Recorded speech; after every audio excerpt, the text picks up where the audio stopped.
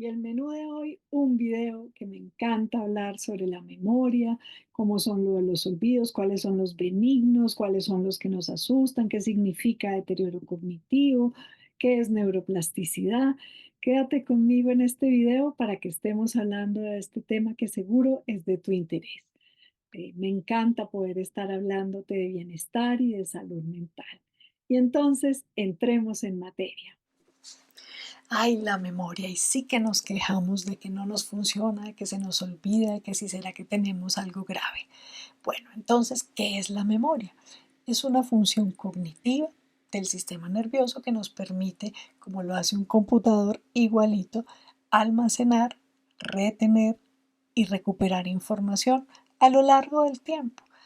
Es esencial entonces en muchas actividades de la vida, para aprender, para supervivir, para adaptarnos al entorno, a la vida. Y definitivamente también esa memoria va a tener que ver mucho con nuestra identidad y nuestra experiencia personal. Entonces decía que es como un computador. Fíjense que cuando uno está escribiendo en un computador, si yo no guardo la información, pues se pierde. Entonces lo mismo nos pasa en la memoria. Cuando estamos queriendo retener algo, tenemos que guardarlo, estar conscientes de qué es lo que estamos haciendo, cómo lo estamos como archivando. Entonces, cuando hacemos cosas como en automático, de rapidez, sin poner atención, entonces, claro, ahí es donde no vamos a almacenar adecuadamente, no va a quedar bien grabado y después va a ser muy difícil recuperar esa información o ese archivo. Con la memoria entonces, pues una de las cosas que más nos inquieta pues son los olvidos. Los olvidos no siempre son señal de enfermedad, porque hay unos olvidos que son benignos, que pueden deberse al cansancio, a las distracciones, justamente a las fallas de atención de las que hablaba ahora, a la multitarea, a cuando está uno como con ansiedad y presionado de que tengo que traer o saber esta información, ahí sí que los olvidos aparecen. Entonces, no siempre el olvido es señal de algo negativo. Los olvidos benignos son esos pequeños lapsos de memoria que se dan ocasionalmente y que no van a estar interfiriendo con la vida cotidiana. Esos olvidos benignos son también a veces como de detalles pequeños. O sea, puede que yo haya ido a almorzar a un sitio y me comí unas galletas de X sabor. Entonces puede que se me olvide las galletas o el sabor, pero probablemente no se me olvida que el sábado fui a comer a tal sitio. O sea, las cosas grandes, los eventos como que marcan mucho, no se olvidan. Es mucho más de cosas más pequeñas. Definitivamente son muy ocasionales. Generalmente las personas que están con uno no lo notan tanto, no se preocupan, no están como inquietos, el que está inquieto es uno que los está sintiendo. Son olvidos que generalmente pasado un rato uno se acuerda o de la palabra o de la situación. Son olvidos que no van en una continuidad, o sea, no es que cada vez uno esté olvidando más cosas y cada vez sea peor, o sea, no es que estén avanzando, son definitivamente esporádicos. Ejemplos, como cuando se le olvida a uno dónde dejó las llaves. Creo que todos hemos revolcado la casa, el carro, todo buscando las llaves. Cuando nos encontramos a alguien y no nos acordamos cómo se llama, pero sabemos que la conocemos, su rostro, su voz, pero el nombre se nos olvida. Generalmente más tardecito uno dice, ay, pues claro que se llama de tal manera.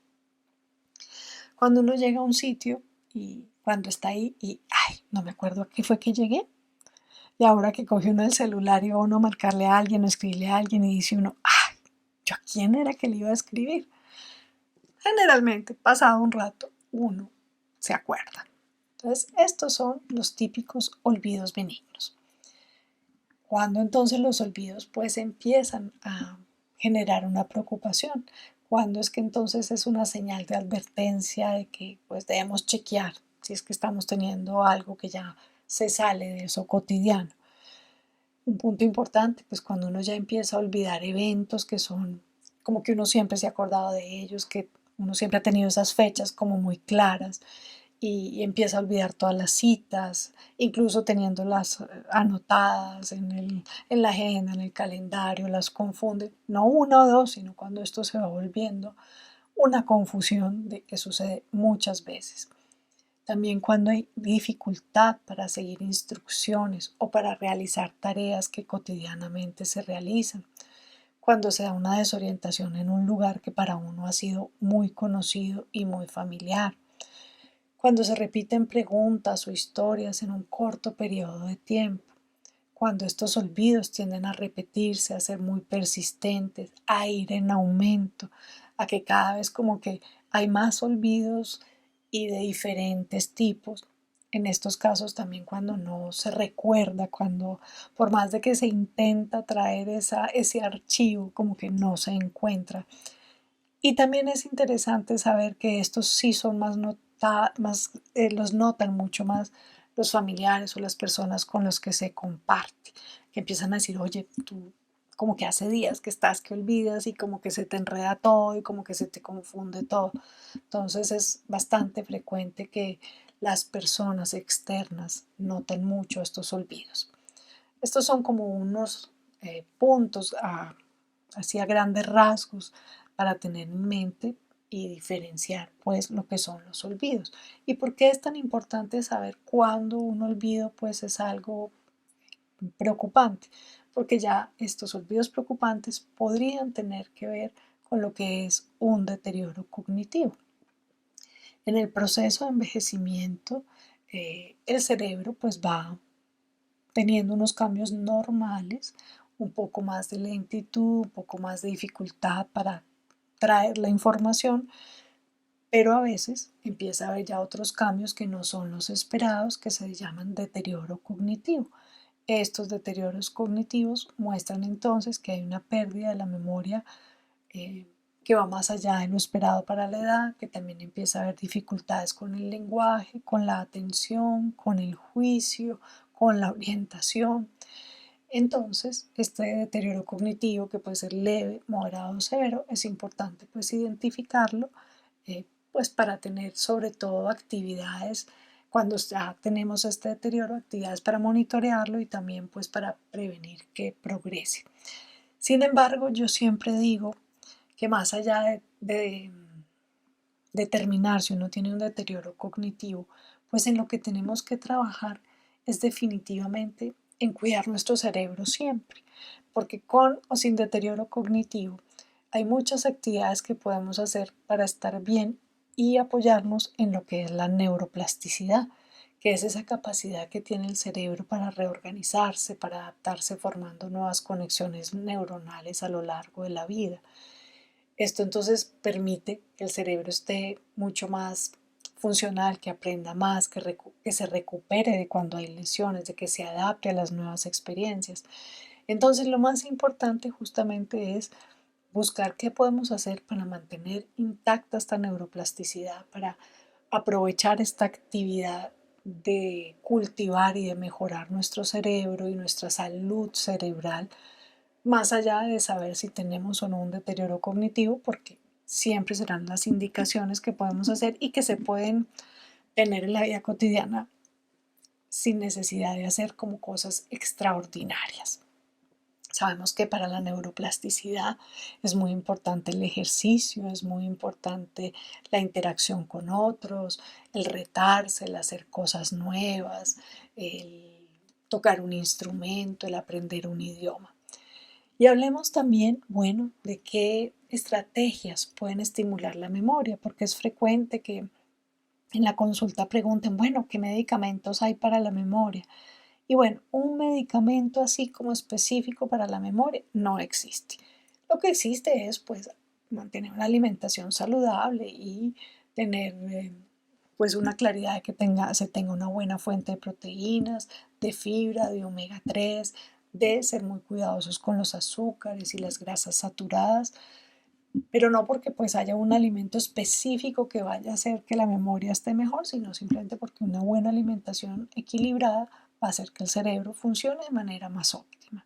¿Por qué hago énfasis en esto? Porque a veces pues nos venden 50.000 cosas, que es que esto sí nos va a mejorar la memoria y bueno, hay que pues mirarlo con la parte ecuánime de que hay alimentos que ayudan a estar mejor, pero pues que uno diga que es que con esto la memoria se va a volver maravillosa, pues hay que ser cuidadosos con esta información.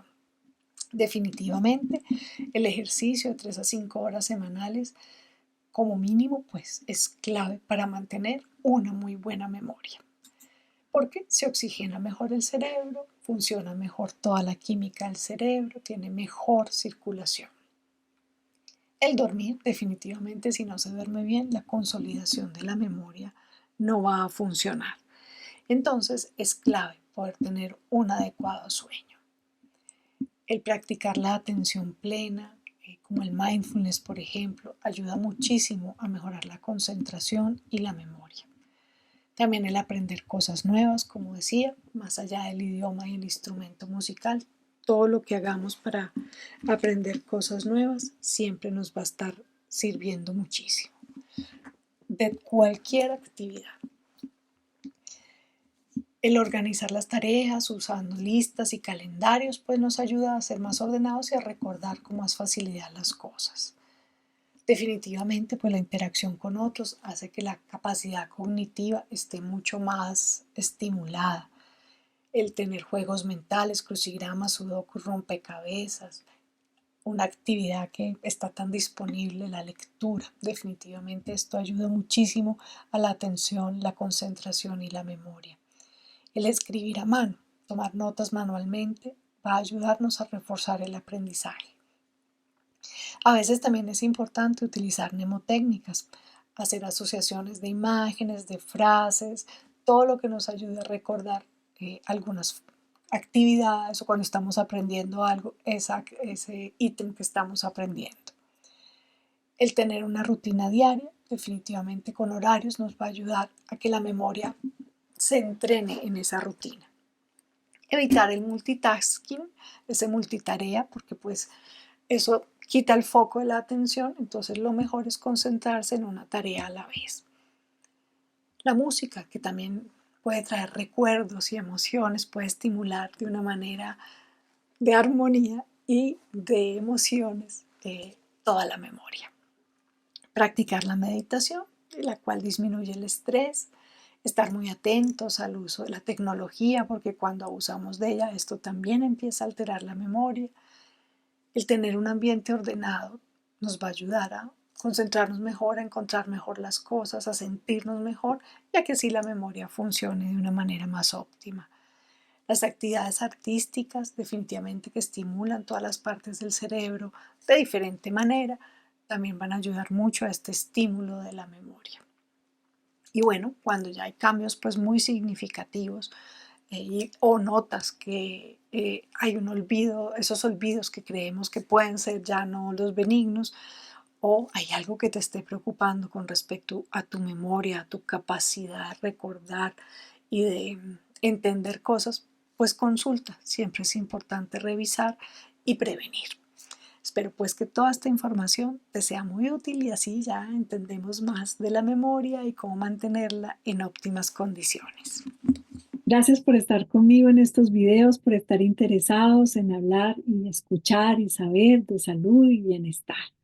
Me encanta pues estar ofreciéndote esta información. Recuerda, soy Vicky Pérez, médico psiquiatra. Acompáñame a seguir con este canal de Armónicamente para que podamos crecer y transmitirle la información a muchas más personas. Comparte el video, suscríbete y dale like. Muchas gracias. Que tengas un lindo día en armonía. Un abrazo.